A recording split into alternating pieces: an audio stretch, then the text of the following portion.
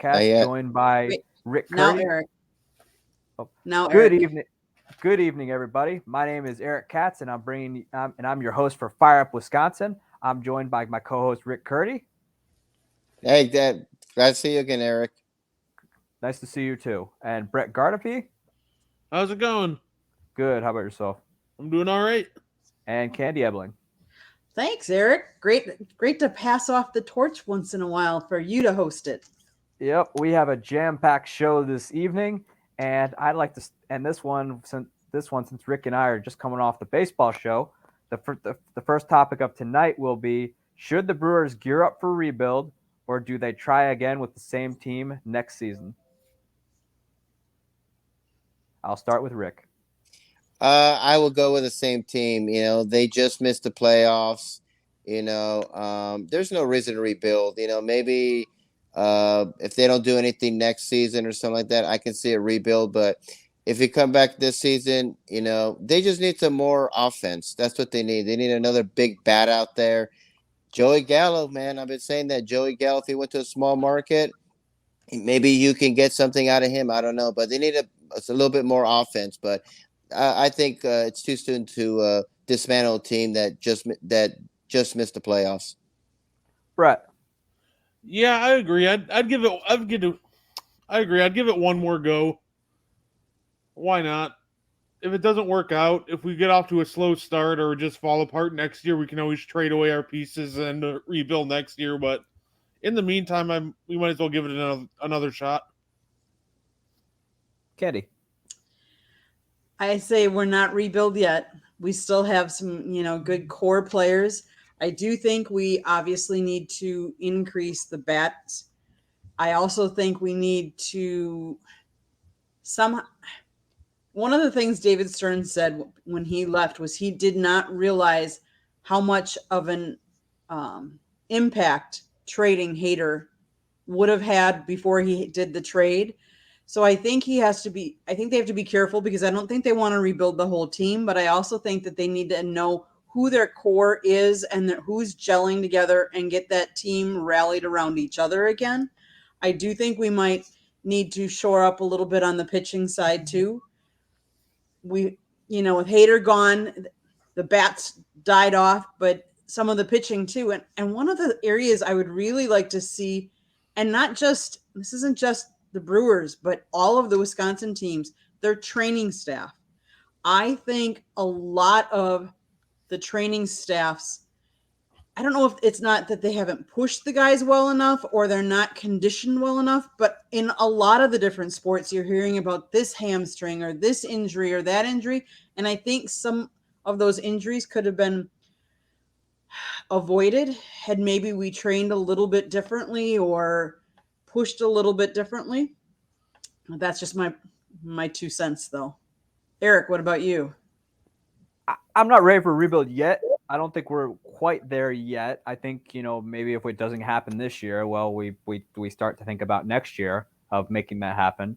But, again, they were in first place when Josh Hader was traded. I mean, I'm not saying they would have finished in first because, man, the Cardinals have some great bats. I mean, they are I've said this before. They are to hitting or what the Brewers are to pitching. And, they were hanging in first despite, having a very rocky June where they were at one point they only had two real healthy starters in that rotation at one point. And obviously losing Willy Adames for a month didn't help, but I think they need one big bat, and if they can make that happen, that would be just terrific because I think if they just get one more bat, I think they'll be able to make some noise. But again, it's really going to depend on it's because they do have the starting pitching to get it done. But keep in mind though, if they don't get it done, let's just say they're in second place and they're not in the wild card. I really think that they really start to tear it down at the trade deadline if they're not in it. Because right now their bats can either hit home runs or they don't. I mean, I don't think we're going to see the same deal where they rip out a guy a big part of the clubhouse mid-season, and then the team is just deflated for all of the second half where they got a chance to go in there to get into the playoffs because the Phillies were literally about to hand it to them. But they just couldn't get it done. I mean, particularly the bullpen. The bullpen fell flat. It was no longer that bullpen that like in 2021 that was, that's it, game over, or I can hold a lead or keep the game close. And the starting pitching, well, besides Corbin Burns and Brandon Woodruff, obviously the two main suspects, Freddie Peralta was hurt for a lot of the year. And when they tried using him in the game as a reliever, he gave up that home run. He gave up the grand slam against the Marlins to Avisail Garcia, who's up to this point in time looking like the biggest free agent bust in Marlins history. And that just deflated him right then and there. That's when I knew that this team did not have the swagger that they had in 2021. Because something also this year, even before Hader was traded, something felt off about this team. Like something felt completely off. It wasn't that team that had the fight to just come back in any game they pleased and also just snatch wins from the jaws of defeat. It wasn't like that this year. 2021 had that. Even they were a much weaker team offensively last year, and they had Willy Adames, just brought energy and life to that team. I mean, they didn't have Hunter Renfroe for a lot of the year because he was hurt, but something just felt off about him. I don't know what it is. Eric, do you think part of it was losing Lorenzo Cain? Like he used to have that camaraderie and that big excitement too. I mean, Low Cain losing, the Brewers were doing. I mean, the Brewers went through that awful June slump when Low Cain was on the team, and Low Cain's contract was up at the end of the year, and Low Cain his OPS was way below league average. It was like in the 480s, which you can't, and not in Major League Baseball. You just can't. But I don't think Low Cain had anything to do with it, because to be honest, Low Cain really wasn't that productive this year. Just because, I mean, that happens. That happens when you get up in age, and nobody picked him up after. Right, but what I'm saying is maybe, again, like losing Hader, that maybe in the locker room that changed some of the guys' camaraderie, some of that, we don't know how much they all talked and how much he built people up. I mean, I always thought of him as more of a captain, more of a gelling everybody together. Yeah, he made some spectacular plays out in the outfield, but I just kind of felt he was that kind of enthusiastic player that gelled the team together, that maybe that was part of what they were missing as well. I know the high energy guy like Willy Adames, he was out for like a good month of the year. I mean, it's still amazing. He finished off with 98 RBIs, which is still a great year in and of itself. But I feel like though, trading Hader when they did, being in first place in that division, I mean, I don't think they would have won the World Series. I don't think they have that kind of team, but they might have been able to. I'm not sure if they would have won the Central, but with the way the Phillies were playing later in September, I think they would have had an opportunity to at least take on the Cardinals in the wild card. Not saying they would have won, but judging by what happened with the Cardinals bats in the wild card, I think I really think that they had I really think they might have been able to go to the NLDS. Not saying they would have, it would have been a tough deal against the Dodgers, but they would have at least had an opportunity to make some noise in the playoffs had they kept Hader, because Hader was the guy that kept the team together. After the team was left to its own device, the season went to hell. And September, even though they had an opportunity, they underperformed for what they were. I mean, I'm not saying they were this offensive juggernaut team, because at the end of the day, they were home run or bust. But I think what happened was, they just could not. After Hader left, there wasn't that guy who keeps the team together. I guess you could say that falls on Yelich a little bit, because once he is Mr. Big Money on that team. I mean, for better or worse. For right now, I'm looking at it as for worse, because he hasn't been that guy in 2018 and 19 that was slapping the ball to kingdom come. But, which that really does fall on Yelich, though. I have to blame part of it on Yelich, because he is making all that money and should be one of those guys that keeps the clubhouse together. I'm not saying, I don't know if he's capable of doing that right now. Understand? Yeah. But yeah, they really need. But right now, this team is just the team kind of lost its soul after Hader left. And, at the end of the day, should it have happened? No. But because, again, these guys are professional ball players, and these guys know that they can be moved at the drop of a hat. But I think the timing of it was the shocker, and that's what deflated the team later in the year, despite being in first place, which eventually the Cards took first place and never looked back. That they did. Mm-hmm. Anything else about the Brewers, guys? I think the Hater it messed up their mojo, and I think it was a surprise. I know it's a surprise to me, and even though he didn't pitch good with the Padres, he did later in the playoffs. I think it messed up their mojo. But would they have won the World Series if they kept them? No, because they're not. It's just they're lacking offense. They need a big bat. So if they can get a big bat, I think they can make some noise because the pitching is what carries them. I think they need a contact bat, to be truthful, because they can't just go home run or bust. No. Because right now they strike out a lot, and they have Rowdy Tellez, who's one of the better power hitters in baseball. Unfortunately, he just falls into the trap of first base in the National League's pretty deep right now. And it's going to be hard to make an all-star team with that, particularly if you play in a small market, because Rowdy Tellez had himself a nice year. And obviously Willy Adames too. But you got to have a guy who can make contact, a guy who can just put the ball in play. The Brewers' biggest issue was put runners in scoring position once again. And had they had that guy to make contact and maybe get a sac fly or whatever, or put the ball in play, who knows? Maybe they would have pulled out some of those games that they were unable to pull out. The year prior, they were pulling out those games all the time. They would get it to like 1-2 runs, open up the gates, bring in Hader, game over. Yep. Every time Hader would come out the pen, I would be with my friends and I'd be like, that's it, game over. Because you just knew there is no shot. He only blew in 2021. He only blew one save, and it was on the road. Mm-hmm. I mean, they won the Central because of their pitching. And but when it got hurt and they need the bats to step up and do something, particularly when the starting staff went down, is when you lose a couple starters, particularly a guy like Woodruff and Freddie Peralta. Woodruff would be an ace on anybody else's staff. You lose those guys, the offense has to come through, and it didn't. The offense I'm not sure what it did. They had an awful June. And at one point they had an 8-game losing streak. They really, I don't know. This team has some soul searching to do right now.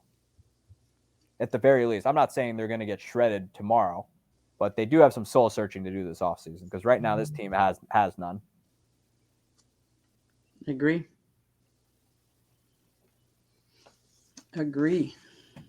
Okay, Eric, what was your next topic? Yes, the next topic involves the Bucks. Who in the Eastern Conference is the Bucks' biggest challenger? I think the easy answer to that would be the Boston Celtics. They started out 11-3, and they still don't even have their defensive anchor in Rob Williams. They're looking mighty scary. The addition of Malcolm Brogdon has added a secondary playmaker that they desperately needed last year in the finals. I also think another good team on that list is the Cleveland Cavaliers. Garland and Mitchell are just as good on offense as advertised. Mobley and Allen backing them up. If they can find a way to shore up their wing depth there, look out. That team's going to be very, very tough to knock out. Yeah, I agree. I think it'll be the Celtics. I mean, they were in the finals last year. Great team. I mean, they have an interim coach. I mean, they had to deal with all that drama with their head coach. They're still playing great. Tatum's a great player. And to me, the one that will really give Milwaukee a good running would be the Celtics. Candy? I agree. The Celtics are tough. I also think Atlanta at times. I think part of the Bucks is we really need to stay healthy. Brook Lopez is having an awesome year so far. Our couple of losses. I know we still don't have Holiday, and now Holiday they're saying and Giannis both did something with their ankles, and they're not sure how how serious it is yet. They tweaked, but we need a 3-point. We need a. Oh, why can't I think of his name right now? Help me, guys. We need Grayson our 3. Allen, No, not Grayson. Chris Connington? Middleton. Chris We need Middleton. Middleton back. Like, and we need him to be on point. Like, we need to have the inside. We have the inside game, but now we have to have the outside game. So we kind of complement. I always say, like on the football field, you need to have the running game and the passing game working together, because then you never know which one you have to defend. The same goes for on the on the basketball court. I think you need both to really be very effective. So I think we need to really shore up. As much as I know my husband hates the 3-pointers and all the 3-point shots, he likes the inside game, the old Detroit Pistons, Bad Boys era. I think you need both to set both of them up.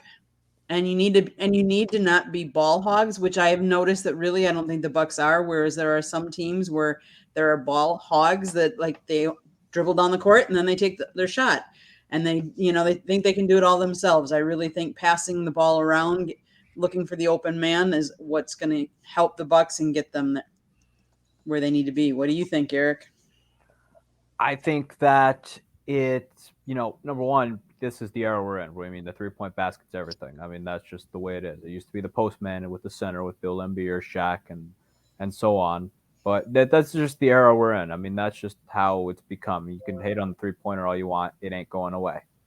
But, I mean, the Bucks play good team basketball. There's no one – the offense isn't built around just one guy. I mean, it's built around multiple guys. I mean, Giannis obviously is the star of the show.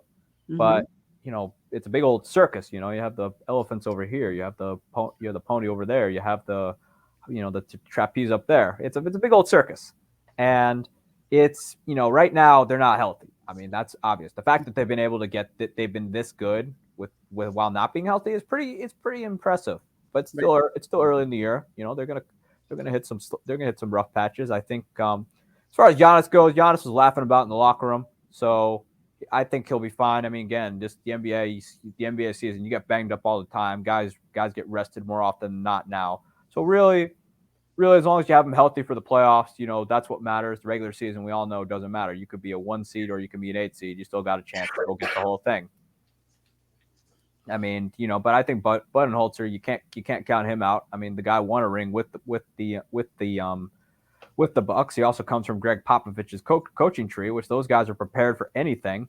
And he, the year that they lost Middleton, they still gave the Celtics a run despite not having Middleton in the Eastern Conference Finals. This team's still built to win, but it would be nice if they got healthy because Lopez is back to being Brooklyn Nets Lopez because he was more like he wasn't the main scoring option with the Bucks. I mean, he just wasn't. You have Giannis right there, but with Middleton being out, I think it kind of it's kind of opened things up more for the Bucks as an offense.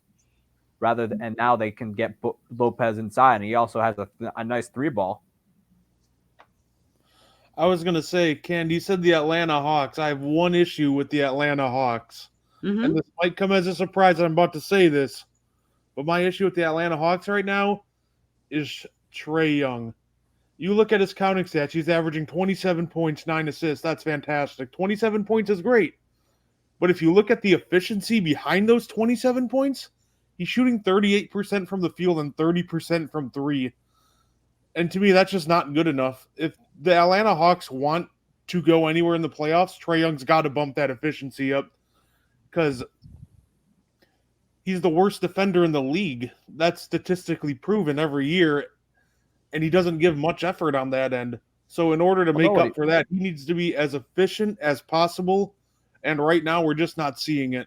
So I think if they want to do anything, Young's got to be better. Like, if you look past the counting stats, he's just got to be way more efficient than he has been. Well, nobody really plays defense in the NBA anymore, let's be honest.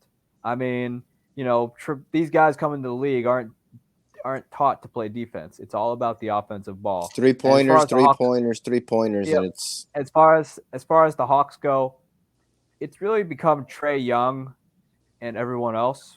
It's just built around Traeyoung, and you're not going to win that way.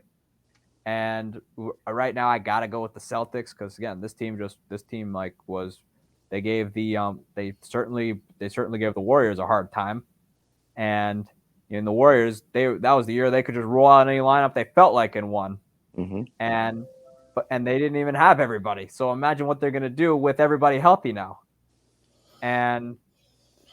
But again, the Warriors, I just can't with Trae Young. I mean, Trae Young, great scorer, but man, when you shut him down, the Hawks are nothing. Yep. It's all or nothing with him, and he just passes stats, but you look behind those stats, and they're not very good numbers. I mean, when the Hawks faced the Bucks the first time around in 2021, the Bucks realized they zeroed in on Trae, and they weren't, and then the Hawks weren't getting those shots. But really, it's going to come down to health with the Bucks. I mean, we saw it last year. What happened with Middleton? That team just ran out of gas against the Celtics. In order to beat the Celtics, you got to be 100% healthy because that team is deep. That team is young. That team is energetic. The Bucks are getting up there in age. Eventually, they're going to lose that depth and they're eventually their window's right now, and the windows don't stay open forever. Yeah, with the whole defense thing, I do think that defense is still being taught. It's still a valuable skill. I do think it's just the rules that are being enforced now. You can hardly touch a guy without a foul being called. So I don't think it's really a defense issue. I think it's more of a rules issue right now. But I mean, even if you're not a good defender, it doesn't take much to get a hand up, to contest, to close out. Try to play the passing lanes. Allen Iverson wasn't a great defender, but at least he tried to play the passing lanes and got a lot of steals. Same with Steph. He's not a great individual defender, but he impacted the game by playing the passing lanes. I think Trae Young could very well do the same. He just doesn't seem to have an interest in doing it. It's not. I mean, no. I mean, yeah, it's a rules issue, but they're not changing those rules. They are not going to change those rules. So it goes all the way back to when they were playing AAU basketball. They don't teach defense. That's the thing. The NBA could care less about defense. They've shown it for years. That's why I think the games have become so unwatchable. And they that's as far as Trae Young goes, yeah, he could probably show a little more pep in his step on defense, but as far as defending a ball, as far as defending him properly, he never learned how. They're just learning now. I would agree. One of the things I want to ask your opinion, since we are on talking about the Bucks, did you guys hear that they no longer will be wearing the cream jerseys? And do you want to know why? It's called the almighty dollar, because the NBA has told them that they can't wear them because they're too close to the court colors on some teams, that therefore you cannot see the advertising around the court that the teams have. So the Bucks will no longer be wearing the cream jerseys. No. Shocker has to do with money. I'm just completely shocked by that.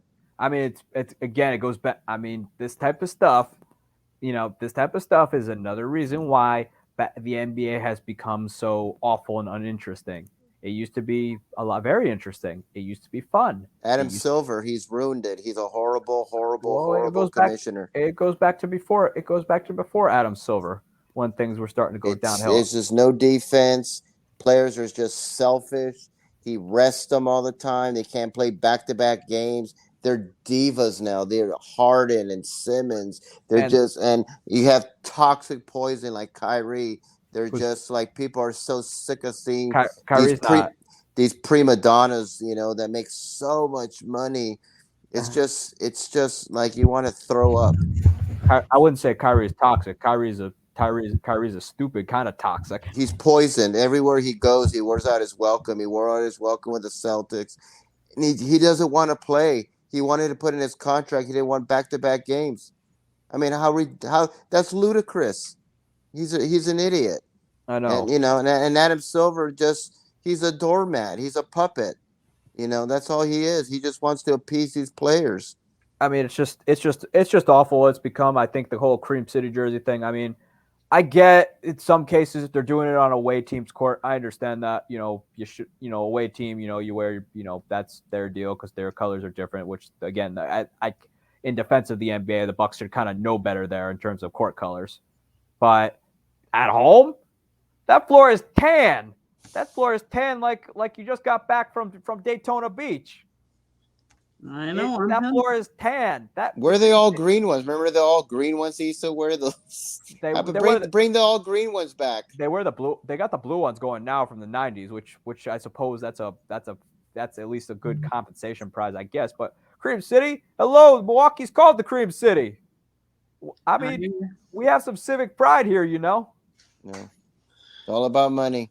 But again, you know, the advertisement stuff. I mean, how look at you're just begging for money now because you're paying your players too much. That's why you're begging for money. You got they're the all money guaranteed going through contracts.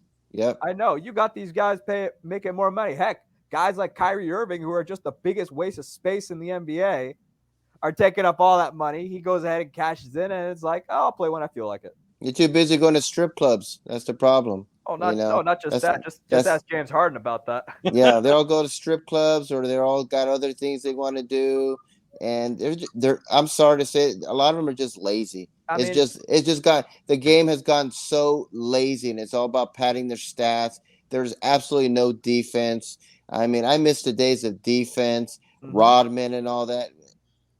I'm sick of seeing people score 50 points every single year, every single game, because the game has been so watered down. So when I see all these records being passed, and Steph Curry's a great player, but you know, they're all watered down. It's watered down now, these records. It's just become a pure scoring league. That's what it's become. The guys can just.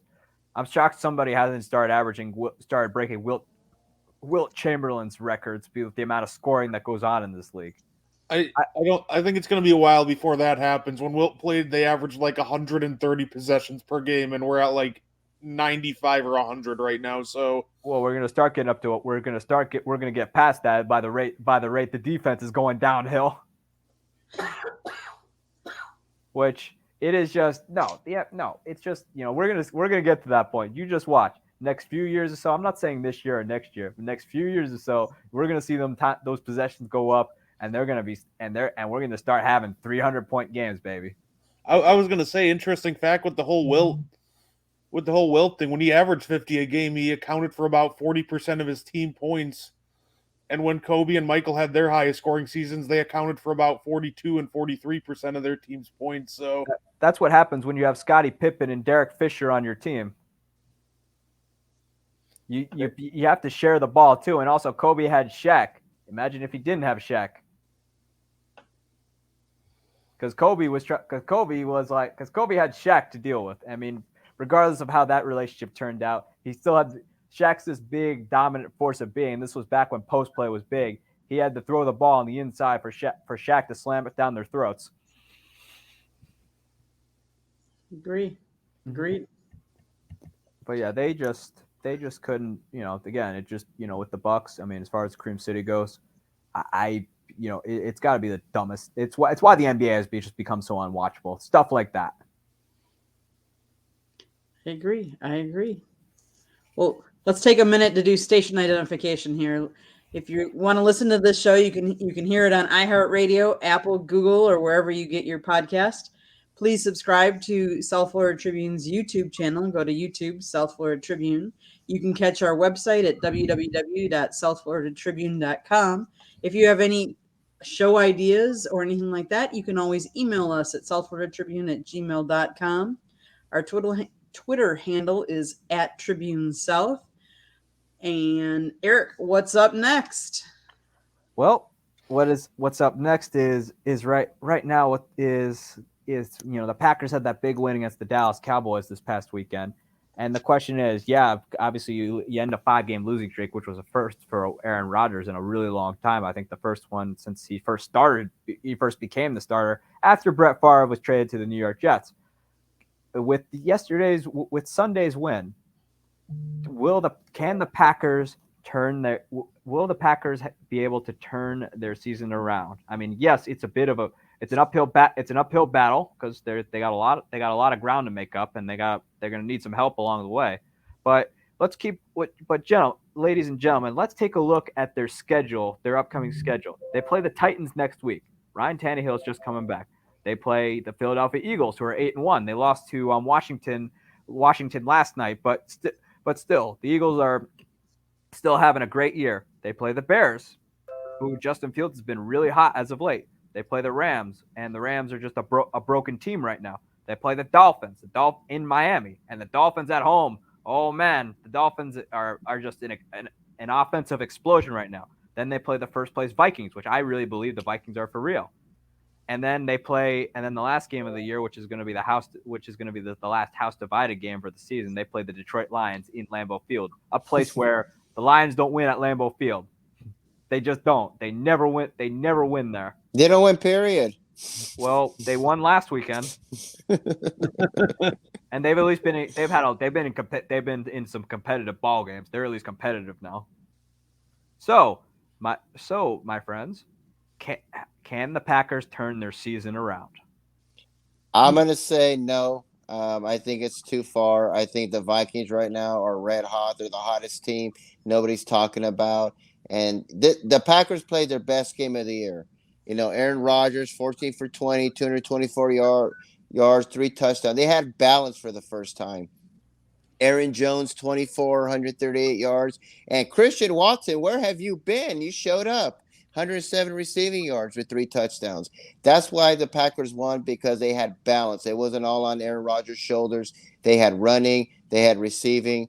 But the Vikings right now are red hot. And I just think that it's just they're not gonna catch them. And that schedule they have, it's kind of rough. That's a kind of a rough schedule, except for the Rams and Lions. All the rest, Dolphins are good, and the Vikings, they're the hottest team in the NFL. Nobody's talking about. So I'm gonna say no. I say a wild card spot is very slightly possible, but I'm gonna go with no as well. That schedule is too daunting. And I know we finally, after we've all been asking for it, ran the ball on Sunday and actually won a game.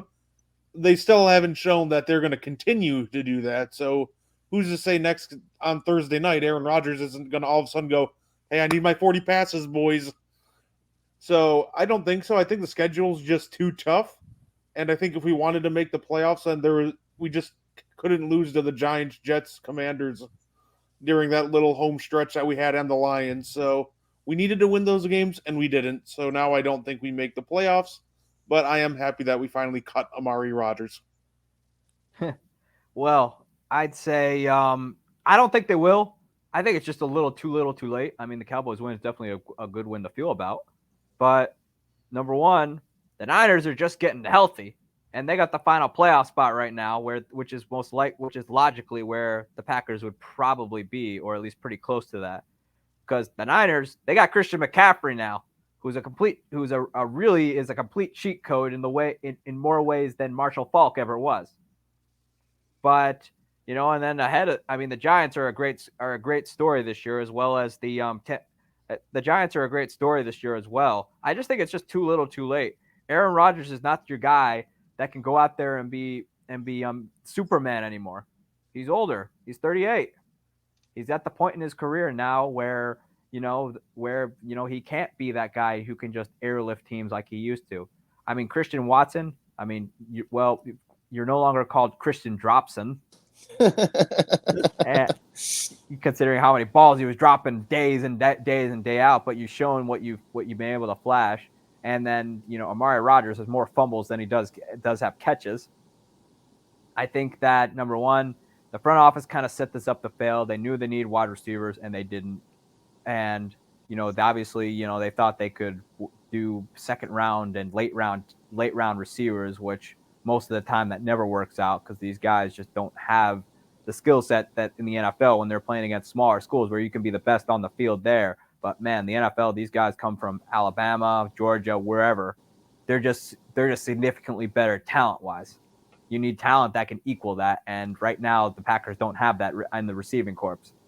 For right now, I just think it's just too late for them to really make a run. They could very well finish like 500, but I don't think it'll be enough to make the playoffs. And even if they do go to the playoffs, they somehow get a wild card spot. There's a division winner there that's just waiting to send Aaron Rodgers to a retirement home. First of all, your question was, can they salvage their season? Yes, they can salvage their season. What does success mean to the Green Bay Packers?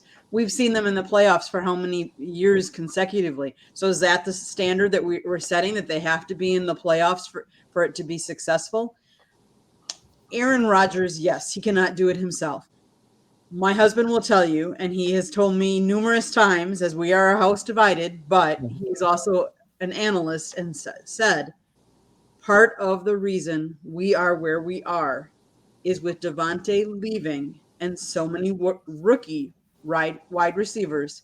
Aaron Rodgers had to be at training camp. He had to be at all those practices because he's a great quarterback. He can throw the ball, but he has to gel with our receivers. Him and Christian got it together this week.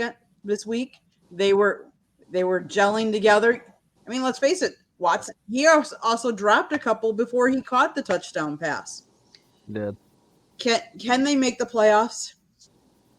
I think it's possible. I don't know if it's real probable, but I think it is possible. And I think because you never know, any given team can beat any given team. Let's face it. Who would have thought the Eagles would have lost yesterday? Yep. Nobody would have predicted that. That's why they play the game.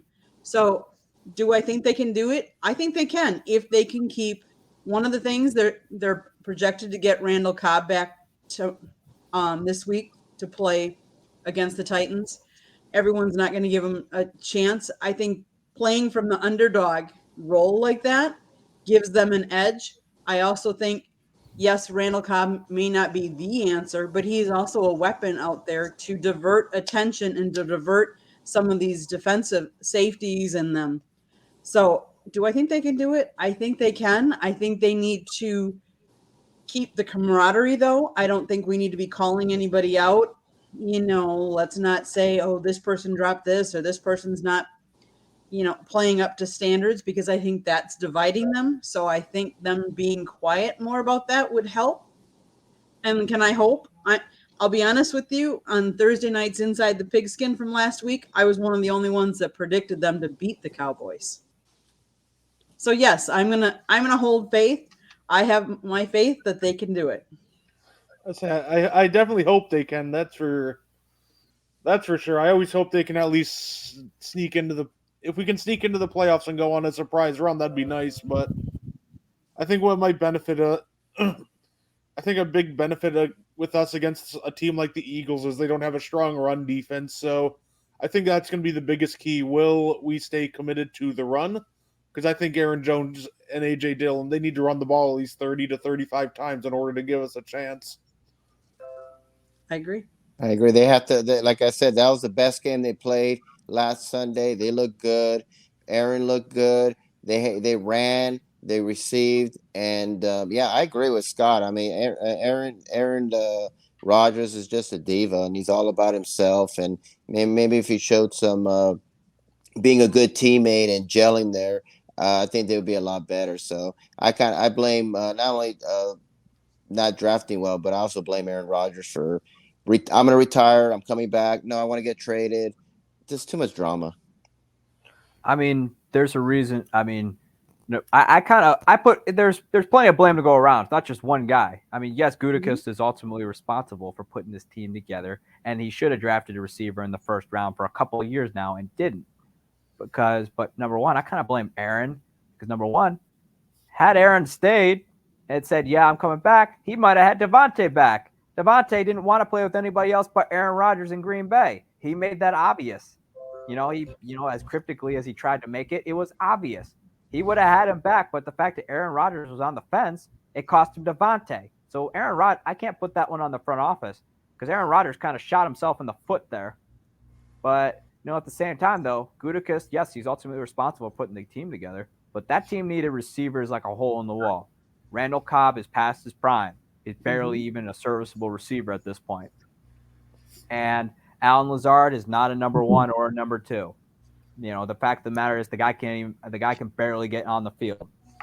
But, the fact that the Packers needed help or needed to get an early round pick or a free agent to come in there and be a and be a spot for Aaron Rodgers, basically give him some comfortability.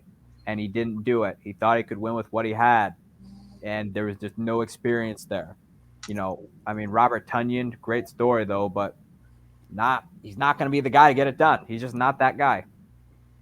And then also with Rodgers, you knew you had a new receiving corps coming in because Devontae left by your own doing, by the way. By your own doing. You made that, you were partially responsible for him leaving for Las Vegas. That was you, because you couldn't make up your mind on what you wanted to do. And so Devontae made up his, saying, I'm going to try and play close to home, because he was unsure what you wanted to do, because he didn't want to – I think really he didn't want to play with Jordan Love, because Jordan Love can't throw the ball down the field. And, so he left for a guy who is going to be there. And Derek Carr is there. You put that one on yourself. Don't get in Gutekunst's face. Yeah, Gutekunst is responsible for the mess too, but you're equally responsible. And also, you knew you had new receiving corps. You know as a quarterback, it takes a while, and it takes a lot more than training camp and the preseason to gel with these guys. You at least have to start that chemistry and get it going and find the guy you're comfortable with. And you didn't do it. You decided to pull your card. You pull your I'm Aaron Rodgers card and not participate. You too busy wanting to be the host of Jeopardy and trying to look like Nick Cage. That was actually really entertaining though on Jeopardy. You have to give him that. Yeah. But it was but the thing is, you had you knew that this was going to be a new season. You knew it was going to be different than any other season you've been in. You didn't have the same receivers like you did the year prior, but you decide to just do other things. And look, now you're having to develop that. Now that chemistry hasn't been able to come together, and you're averaging a $150 passing yards a game, despite being the reigning MVP. Last I looked, that might have gotten you an MVP in the 60s, but it's not going to get you that now. But the fact of the matter is, Aaron, you had opportunities to really put it together in the preseason. Brian Gutekunst, you knew you needed receivers to help, at least the very least, help Devontae Adams instead of having him catch 140 balls a season. And you didn't get it done. There's a reason that you haven't been able to go to the Super Bowl again. There's a reason too that the Packers have only won between Brett and Aaron 2 rings in 26 years. It's stuff like that, and it's a reason why I don't think Green Bay will go to a Super Bowl again with Aaron Rodgers. You mentioned Devontae Adams, and I just thought it would be a funny note. I find it wild the fact that Jeff Saturday already almost has as many wins as Josh McDaniels does this year. Well, keep in mind though, Mark Davis decided to get high off the New England Patriots drug and bring in Josh McDaniels, who was a failed head coach once before in Denver. We all saw how that turned out. Yep. And then decided to go back to the Bill Belichick meth lab, get high again to make himself a supposed NFL head coaching candidate. You saw him completely jilt Indianapolis at the altar, where coaches that were coming for him, some of them were left without a job. But you go ahead and hire the guy anyway. And Mark Davis, I don't know why Mark Davis decided to do the New England Patriot drug, but he did. But yes, and also Jeff Saturday, it's still too early. It's still too early to tell. I really can see it, 1 game high, yeah, but I can really see the inexperience blowing up in Jim Irsay's face. Oh, absolutely. With Saturday, at least he's only an intern, so worst case scenario, he sucks. So well, let him go at the end of the year. Well, here's where I do blame Jeff Saturday, though, is I blame him for he had been offered jobs in the past by the Colts, including the offensive line job at one point. And he declined, turned it down for whatever reason, thinking like, okay, I have no interest in coaching. But then he decided to take the head coaching job. Had he been the offensive line coach, the answer would have been a lot more justifiable for him to be a head coach. But Joe Thomas, as Joe Thomas said, that's a slap in the face to every single coach in the National Football League. And Cowher too. Cowher came out too and blasted the move too, which you don't hear Bill Cowher going on and do criticism, but even he blasted the move. He's very careful when he criticizes. I've seen him I saw him rip into Rex Ryan years ago when Rex Ryan tried to guarantee a Super Bowl. Well, I think who didn't rip Rex Ryan for his stupidity on that? Which, that was toward the end of his tenure there. But again, it was a slap in the face. Had he been the offensive line coach or taken any other job with the team, the answer at least would have been okay, and it would have been justifiable for having him go in there and try and finish the year. But they were 3-3 at the time when Frank Reich was fired. So they at least still had a fighting chance to make something happen. They were playing 500 ball, and what? You're not going to give the guy an opportunity to try and turn it around and compete? Then maybe mid-year when they're at the playoffs, okay, fine, fire him. I think the one who should be upset would be Gus Bradley. I thought when they fired Reich, like, oh, they'll put Gus Bradley in, and he was a head coach. And when he goes, who? I just saw him on ESPN like 5 minutes ago. He's the new head coach. If I was Gus Bradley, I'd be pretty PO'd right now, to be quite honest. If I was Gus Bradley, I would quit. Yeah, I would be. You talk about a slap in the face as a Gus Bradley. My goodness, you're gonna hire. I'm like, okay, you're gonna get somebody else. Get somebody else that's on the staff. That's a dude that was doing. I just saw him on ESPN 5 minutes ago. Gus Bradley's been a head coach before. Yeah. Not a good one, but he at least knows what goes into the job, and he knows what happens to what you need to do in order to be ready to play. He knows how. He at least knows the job. Unlike you bring Jeff Saturday, who wasn't really expecting to get the job. You know what? You might as. I bet you. It wouldn't shock me if Jeff Saturday had a cup of coffee with Sean McVay at one point. Yeah. I don't know. It was to me it was wrong. If he was the offensive line coach and they decide to go in that direction, I understand. Jeff Saturday is a great center, probably one of the greatest centers of all time. But he'll no doubt, I think he's a Hall of Famer. But number one, a head coach, had he taken any other role in the organization, I'd understand. But just sitting at home every Sunday like the rest of America watching football, no. Yeah. He could have made it. They could have made it easier by naming Gus Bradley, and then we'll get through the season, find somebody else. But I feel more bad for Frank Reich though, because his team was 3-3, and the fact that he was forced to put in Sam Ehlinger, who looked completely lost out there. But and things like that, and having to bench Matt Ryan just because they didn't want to pay him. I just think that again, it's the reason why with Jim Irsay, it's the reason why they haven't gone back to the Super Bowl. Yeah, I think what the Colts' biggest issue is them just continuing to plug in a new veteran quarterback every year, expecting them to learn the whole playbook and everything. And when the offense doesn't click in 1 year, all right, move on from him, bring in Carson Wentz. Bring in Phillip Rivers, bring in Jacoby Brissett, bring in Matt Ryan. What's next? Matt Ryan doesn't work out. All right, guys, time for a Derek Carr trade. Jacoby Brissett. Okay, the Colts were kind of forced into that situation because Andrew Luck decided to wait till the very last moment to retire. They were kind of. Let me finish. They were ready to. They were forced into that situation. They needed a QB who knew the system, and it was so late in the training camp. And they had played a preseason game that it was too late to get anybody else who would be able to learn it quickly. So Brissett, who had been in the system a while, they had to play him.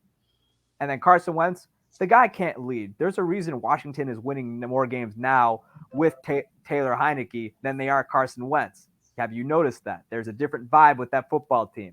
It's because Carson Wentz can't lead. He is not a leader of man.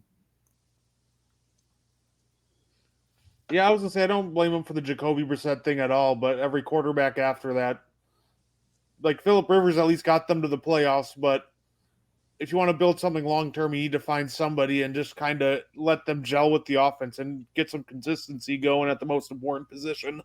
You need the consistency there, and number one, the Colts just think that, we have a Super Bowl winning defense, and a defense that could win a Super Bowl, which I do agree, and we have a solid running game with Jonathan Taylor, and we also have a pretty good receiving corps that all we need is a veteran quarterback. Number one, it takes a while to learn the playbook. most you might want to find, if you're going veteran QB, you might want to find a QB who's been in the system and preferably a leader of man. Carson Wentz is not a leader of man. The guy lost the locker room toward the end of his time in Philadelphia. He lost it with the Colts, and he's losing it with Washington.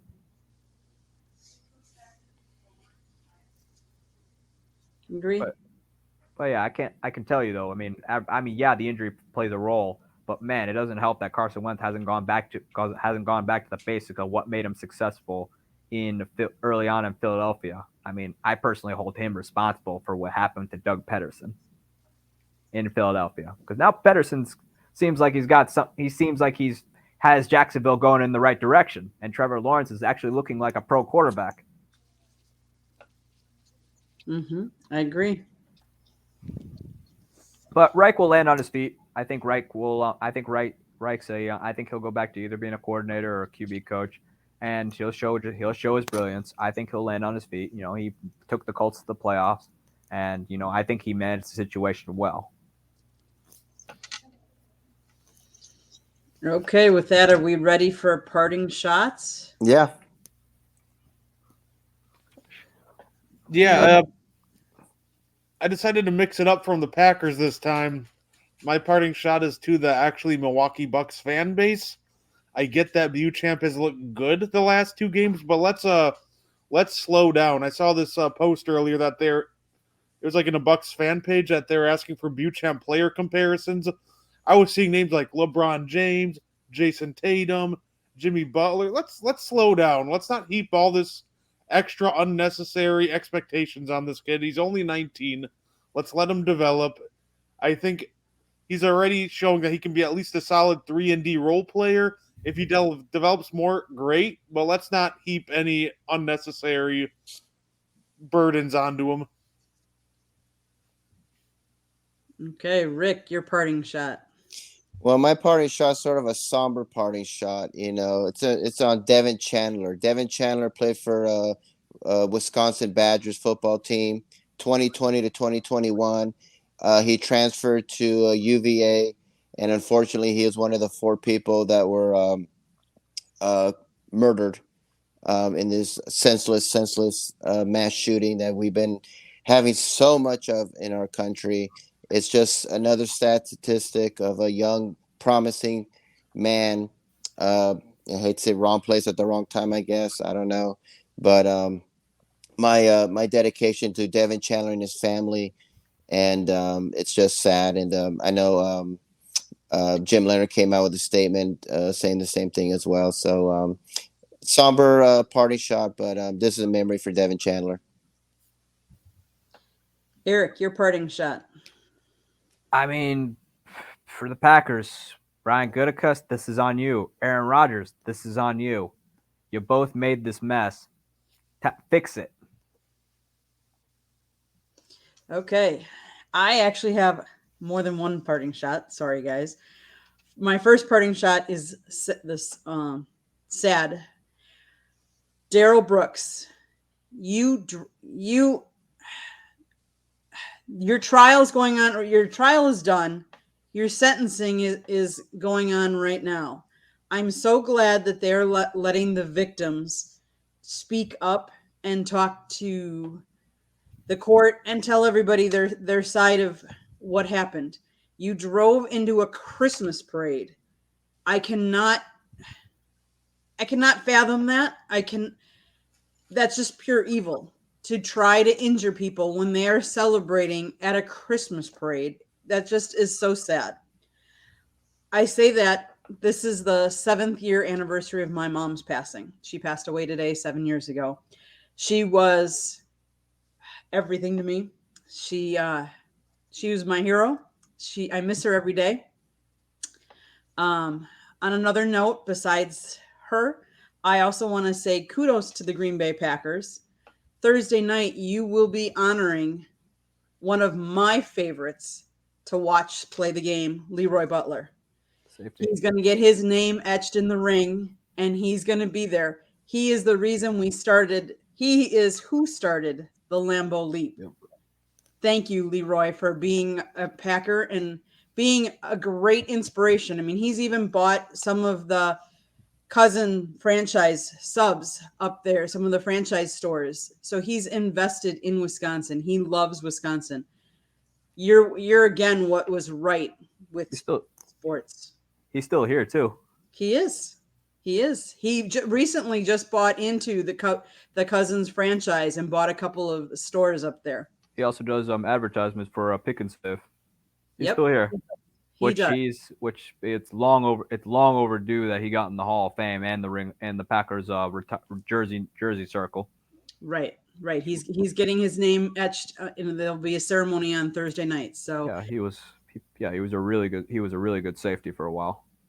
He was. Okay, so let's everyone go around and say how they can get a hold of you. Rick, why don't you start us off? You can go on my website, www.charlottebats.com. Go on there, sign a petition. We're trying to bring Major League Baseball to Charlotte, North Carolina. I'm on Facebook as well, on Charlotte MLB. I'm also on there, Charlotte Bats Baseball. I'm on Twitter, Charlotte Bats Baseball. I'm on Instagram at Charlotte Bats. And I'm also on LinkedIn under Rick Curdy. And if you have any comments or questions, you can email me at cltbatsbaseball@gmail.com. Brett, how can we get a hold of you? You can get a hold of me on Facebook and Twitter. Both of them are just right at Brett Gardepy. I also have a podcast, Gardy 3. It's on Spotify and Anchor. That also has a Facebook page if you want to give me some criticism or things you want to hear in future episodes. So that's how you can get a hold of me. Eric, how can we get a hold of you? You can follow me on Twitter at Sports Team News, or you can follow my blog at bellyupsports.com, where I talk all things baseball. And you are listening to us on the South Florida Tribune's YouTube channel. If you have not subscribed yet, why not? I don't understand why not. Subscribe. Hit that subscribe button. Go to our website, www.southfloridatribune.com. You can email us ideas at southfloridatribune@gmail.com. Our Twitter handle is @TribuneSouth. And you can hear this show if you can't watch us, you're driving home and you want to listen to us on iHeartRadio, Google, Apple, or wherever you get your podcasts. Well, for Eric Katz, great job tonight. Rick Curdy, you did great. And Brett, you also did great. Thanks, everyone, for listening and joining us. We appreciate you watching us. And until the next time, go Packers, go Brewers, go Bucks, go Badgers.